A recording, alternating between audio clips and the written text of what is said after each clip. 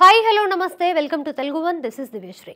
బాలీవుడ్ బాద్షా షారుఖ్ ఖాన్ సినిమా రిలీజ్ అయ్యిందంటే దేశంలో ఏ థియేటర్లో విడుదల కాకపోయినా ముంబైలోని అతిపెద్ద సింగిల్ స్క్రీన్ థియేటర్ మరాఠా మందిర్లో మాత్రం తప్పకుండా రిలీజ్ అవుతోంది.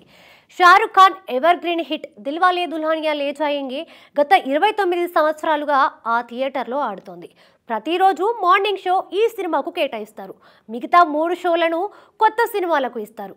అదేవిధంగా డిసెంబర్ 21న రిలీజ్ అయిన షారుఖ్ కొత్త సినిమా డంకీకి 3 షోలు కేటాయించారు. మొదటి రోజు డంకీ 3 షోలు వేశారు. మరోపక్క డిసెంబర్ 22న విడుదలైన ప్రభాస్ లేటెస్ట్ మూవీ సలార్కి నార్త్లో థియేటర్లు ఎక్కువగా వేయలేదనే విమర్శ ఉంది. ఈ విషయంలో ప్రభాస్ అభిమానులు ఎంతో నిరుత్సాహంగా ఉన్నారు. దానికి కారణం అంతకు ముందు రోజే డంకీ రిలీజ్ అవ్వడమే. ఐమాక్స్, పీవీఆర్, మిరాజ్ లాంటి మల్టీప్లెక్స్ చైన్స్ కూడా డంకీ వల్ల సలార్కి ఎక్కువ షోలు ఇవ్వలేదు.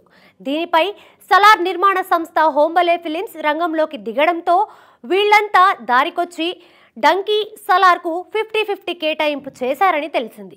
ఈ పరిస్థితిలో షారుఖ్కు ప్రభాస్ వల్ల ఘోర పరాభవం అయ్యిందని, షారుఖ్ సొంత థియేటర్ లాంటి మరాఠా మందిర్లో సలార్ కోసం డంకీ చిత్రాన్ని ఎత్తివేయడం ఇప్పుడు చర్చనీయాంశంగా మారింది. షారుఖ్ కొత్త సినిమా రిలీజ్ అయిన సమయంలో మరో సినిమాకి 3 షోలు కేటాయించడం అనేది ఆ థియేటర్ చరిత్రలోనే లేదు.